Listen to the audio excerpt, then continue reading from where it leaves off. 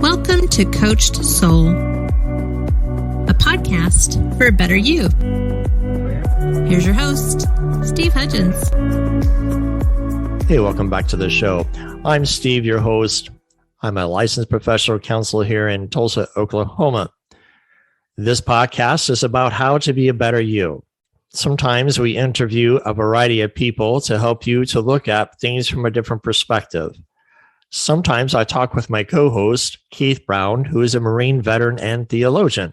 Together with a therapeutic view or a theologian point of view, we try to give you fresh ideas how to look at things in a different perspective.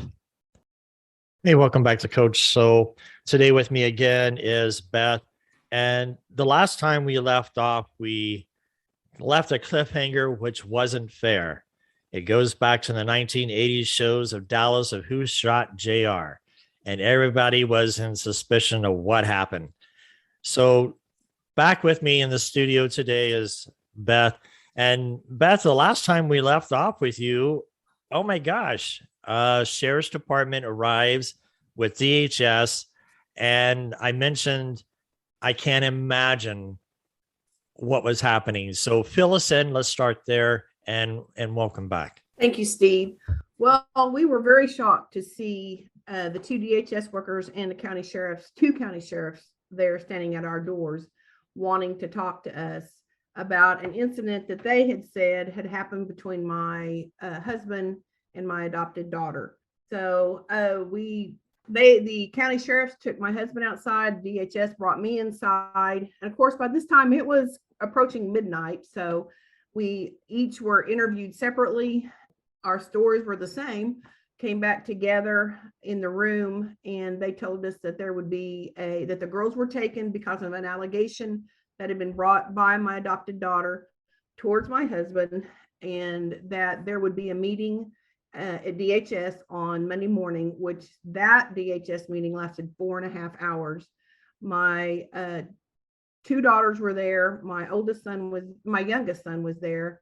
My ex-husband was there. We had DHS workers, we had attorneys, we had the guardian ad litem there, we had Creoks there. It was quite the show that we walked into. So Beth, let me interject real quick. I mean, this had to be a shock to you I'm assuming none of this you knew. No, none of it. And so you said there was an allegation that was made. Yes.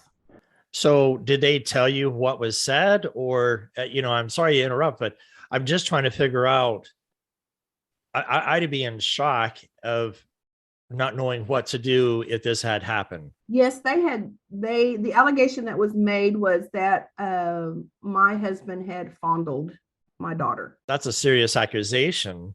And also one that cannot be proven. Okay.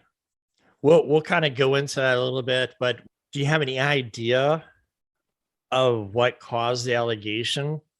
Well, yes, kind of. I mean, hindsight's 2020, but backtracking, there was a coach at the school that she was going to that had been arrested, allegations made against this basketball coach of him having affairs with his basketball girls. Well, this was her basketball coach in middle school. Also, there was a family of 3 kids that she walked home from the bus with, and the oldest girl was 2 years older than Elizabeth. And in that, this little girl made an accusation against her stepfather of, I'm not sure what that allegation was, but it was along the same lines of sexual stuff. And those kids got taken out of that home also.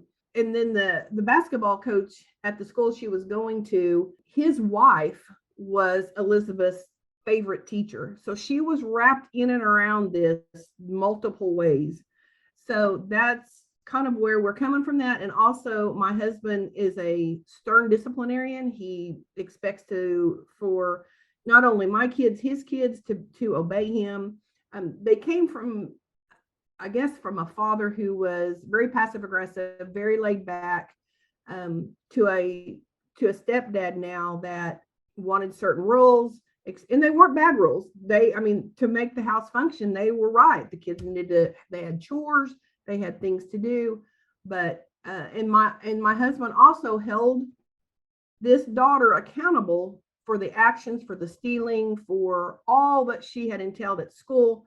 He held her accountable, and it got to the point that she retaliated on the accountability that he was holding her to. And I want to remind our listeners too, that the fact that in the last podcast, you had mentioned that they came back from the biological father, even though he was the one that helped, adopted the child as well. They just came back and alluded to, hey, you're going to move in with us. Do you know if that played a part into the allegation of her wanting to go live with her bio dad? With her dad? Yeah. Absolutely, because there were not the rules there that there was in our home. My kids couldn't watch certain movies, couldn't listen to certain, music. We held a tight rein. They still had their decisions that they can make and they were involved in, but, as parents, we were just made them accountable. And with their stepmom and dad, those were very, very, very laxed. So yes, it absolutely did play a big part. One of the things that I discuss with parents in therapy sessions is the discipline of children. One of the things that I try to stress is that as parents, we need to validate our feelings of our children, that we can't dismiss them. Guilt and shame cannot be brought into the area of disciplining our children. When you think about the complexities of your situation with her being adopted, that changes the dynamics. But now, not only is she adopted, y'all divorce and then you remarry. And so now we have another situation on our hand. It's a blended family. Blended families can be complex and difficult and challenging. When you think about it, I have been in a blended family, and I realized something prior to me becoming a therapist in regards to working, being in a blended family, is the fact that I'm not trying to take the responsibility, or I don't like the word power, but the authority figure, so to speak, away from the non-biological parent. But I feel like the bio parent should be the one that is the forefront that delivers the consequence of whatever has happened. So typically what I suggest, or even in my own way, is that when you are a non-bio parent, you bring it to the attention of the bio parent of what happened. Together, you go out away from the children's ears and you discuss what has happened. And together you come out and the bio parent says, this is what we have decided the course of action is going to be. The non-bio parent should be the mentor, should be the encouragement of the children, but also to be an advocate for the bio parent and to help facilitate good parenting skills together on a forefront. What do you think about that as you look back on the situation of yours? Is that something that should be considered, Beth, in a blended family, or what are your thoughts? Oh, yes. I believe that was also a big detriment to our little family. There was, because I was so glad to have a man that would come in and discipline, basically be the dad that they really didn't have in some areas. Now their dad was there in areas, but in some areas he wasn't. So I was really glad after raising 5 kids, I felt on my own that I had a husband who was actually excited to have these, and all these kids, not just the 2 younger ones, but the 3 older ones. So I let him discipline. I let him, more than I realized, but I did. After all this happened, in hindsight's 2020, in talking to different people and therapists and counselors, I realized that it should have been me doing the discipline and him backing me instead of vice versa when I was married to their dad. So when you think about it, as parents, we have to come together, whether we're in a blended family, normal family, We have to come together as parents to be on the same page, and that we need to be supportive. Now, I know sometimes one parent can exasperate or push a child too far in their discipline. And one of the things that I talk to parents about is when we start taking things away all the time, that child's going to get to a point to where you can't tell me what to do anymore because you've taken everything away from me. What more can you do to me now? And so there should be age appropriate ways of handling consequences, but not to the extreme that we're exasperating a child or where they just give up. But in your situation, Beth, when you think about what occurred, here she has an opportunity to go back to live with her father who adopted her versus staying with you. You have your husband who is being a father figure, trying to provide discipline and such. And then boom, you have this bombshell. Let's kind of pick up a little bit on what happened through the DHS investigation and so forth. If you're at liberty to share some of that information. Well, yeah, like I said, after a 4.5-hour DHS meeting, they concluded that they were not only going to take my adopted daughter out of the home, but they were going to take my natural daughter out of the home. We had a meeting away from everybody else with my attorney and my husband, and we were meeting back in a hall. And my husband said, "I will leave if Elizabeth can stay with you," but DHS had deemed me hostile in a hostile home and would not even return her to me. And that was after I was accused of pulling her hair. And I had admitted, I did not lie about that, but I had admitted that I had pulled Elizabeth's hair after I was frustrated because she flat refused to get up and do any kind of chores that I had asked her to do. It was mowing the lawn, and I'd pulled her ponytail. And because of that, DHS deemed me hostile and our home hostile. So the two girls were pulled out of the home, and I did not get to see them for approximately 3 years. So that's a long time. You don't want to go into a lot of details, and it's not necessary, but that had to have a huge impact on your marriage. Oh, yes. I mean, we had gotten to the point where our home had become a boxing. I mean, it was just, we were not getting along at all. I mean, we were, saying we were throwing the big D word around more than we should have. And at that point, we were ready to walk away and end it. We didn't have any kids together, so I didn't have that tie with him. Even though we loved each other, it was just more stress than either one of us could handle. And also with the girls being there, it just, they were fighting all the time, and it just got to be too much for all of us. So I can't imagine the emotional drain and frustration that this brought on you. Is there anything that you could tell our listeners in regards to what are some positive things that you can help them to know, that parenting skills or other things that you may have learned that can help you through this? What would you suggest? Well, after the girls were gone, of course, I had all this time and on my hands, and I poured myself into reading everything that I could learn about mental disorders that I had come to find out. And then that we were, once the diagnosis came in on Elizabeth, I began to pour into and learn about all these diagnoses. I just, like I said, I thought we were dealing with a rebellious teenage daughter. I did not know that we were really dealing with.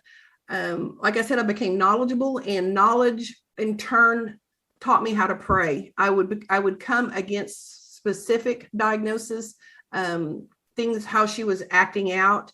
And I will say that praise and worship poured 100% almost of my time into my spirit, trying so that I could fight this battle for my family, because I stood for my family in the restoration that I knew that God was going to bring, because I stayed with my husband because, one, I knew that it was a lie, and two, I knew that God would vindicate the lie, because that's the God that we serve.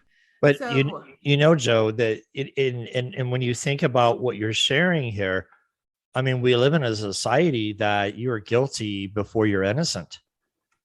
And it used to be innocent until proven guilty. Now you're guilty until you're proven innocent. And you're dealing with all these things. And then as you learned, as you said in the last podcast, it's not really about a rebellious teenager. It was the reactive attachment disorder that came about through her attachment issue. So, right. And also, a little bit backstory on her is I told her that she was adopted when she was 3. I mean, I had 3 older, children that I knew that somebody would leak that information. And I just thought it would be better when she was younger and if it came from me. But her knowing, even at that small age that she was, really messed with her. She just did not, from that point on, could not fit in her mind in our family. Even though she wasn't treated different, we all loved her the same. In her mind, she just wasn't a part of us. And she begged. One time she found her birth mom on Facebook, which I stayed in contact with her birth mom because I knew her as a teenager and she was close to our family. And I would not let them have contact because her birth mom was not healthy. And I did not need 2 unhealthy people coming together. And I told Jerry, I'm sorry. I want to clarify a little bit. When you talk about unhealthy, be more clear in that statement as far as unhealthy. Are you talking about medical wise, or what are you talking about when you say unhealthy?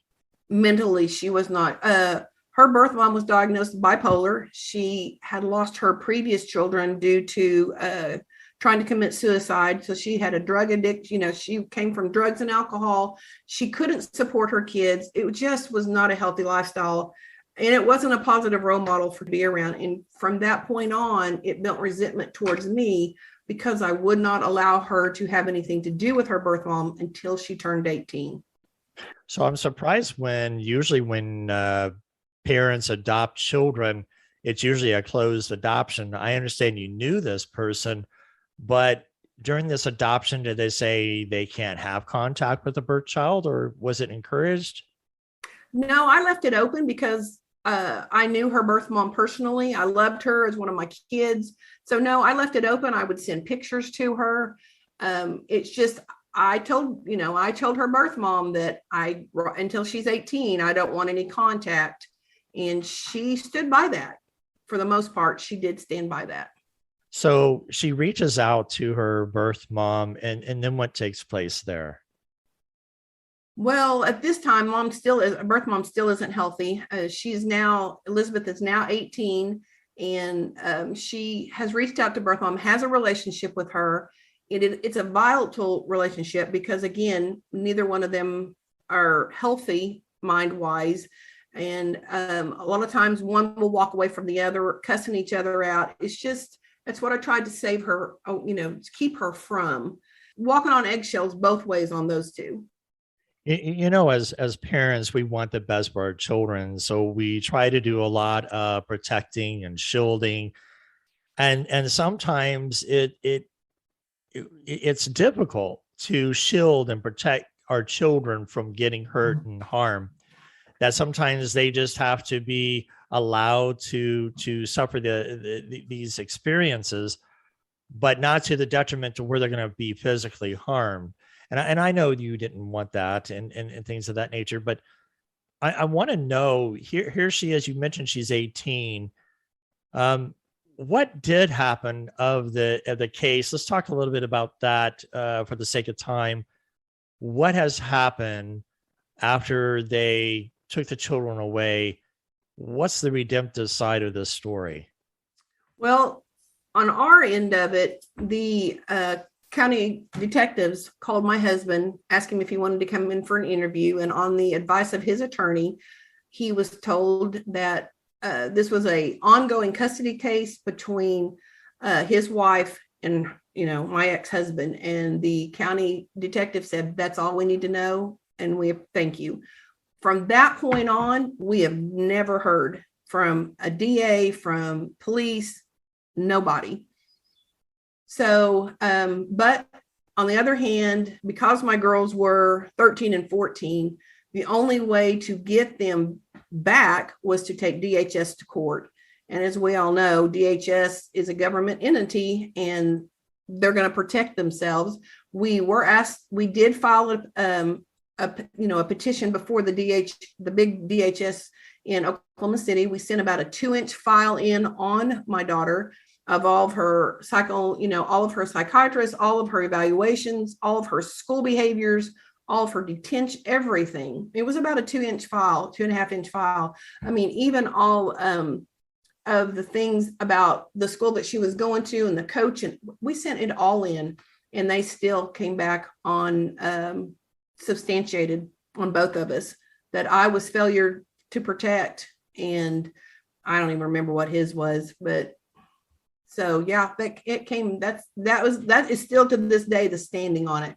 Now I will say that my daughter has gone into a program in Joplin, Missouri called PATH. She is doing outstanding. She is going to graduate she will be a senior this year, and she has changed so much. She has been repentive. She has written a letter to my husband. She's written a letter to me, apologizing for everything that she has done. She's called the district attorney's office. She's called the county detective, and she also called DHS to report to them that she had lied. But DHS said that they've never had anybody that came back and reversed their statement, so they didn't do anything about it. But so as far as today, legally, it all still stands. My girls have aged out, so I couldn't fight it. So I had to fight it on my knees praying. So when you think about all these years, you miss out on birthdays, you miss out on a variety of things as a mom that had to be hurtful to you. And then all of a sudden she recants her story. And as a mom, I mean, what do you do with these emotions? You cry a lot. You just stand. I just found scriptures in the Bible that I stood on and I stand on, and I still to this day am standing on for the restoration of my family. When she told the truth, she lost her siblings. Her siblings basically, as to this day, have disowned her because it caused such a, all my kids walked away from me because I did stay with my husband because I knew that he was innocent and that she was lying. And if for one moment I had ever thought that something had happened, I would not have stayed with him. But I knew that she was lying. So yes, I went 3 years without seeing my youngest any birthdays, my 3 grandkids and my youngest son. And so it was hard to go without, no Christmases, no birthdays, any holidays, any Mother's Day. Well, it was really hard. So are you saying now that you said you haven't seen them in 3 years? Are you seeing them now? Yes. As of July 3rd last year, my youngest son called me on the phone and said, "Mama, can we talk?" And I said, "Absolutely." And for the next 30 minutes, we talked, we cried, we laughed. And he said, "Mama, will you come over tomorrow and celebrate the 4th of July with us? We really would like for you to come over and see the fireworks and eat with us." I said, "I'll be there." And he said, "Mama," he said, "I gave my heart back to the Lord Father's Day." And he said, "I just want you in my life." And so I went with them that next day, which was July the 4th. I went with them, saw them for the first time in 3 years, and we all went to church together. What an incredible, just an incredible story. And I can't imagine how much more love that you have through this turmoil. Beth, I want to say we're out of time, but I want to say thank you for sharing your story and the courage that you have, that this podcast could be able to help others to understand the nightmare and just the incredible redemption story of love that's there for your child, and now they're having a relationship with you. Well, I will say this. I never walked away from Elizabeth. I stayed in her life. I mean, I was angry. I will say that. but I stayed, and I thought, if I'm going to love her like Jesus, then I've got to treat her like Jesus would treat her and like Jesus treats me. So I stayed in her life, and to this day, we have an awesome relationship. We talk every day, multiple times a day. So God is not only bringing this around, and God's not done with our family yet. Great story. Awesome. Beth, thank you for being on the show. You're welcome. Thank you. Thanks for joining us today. We hope to have you back next week. Until then, be safe and be kind.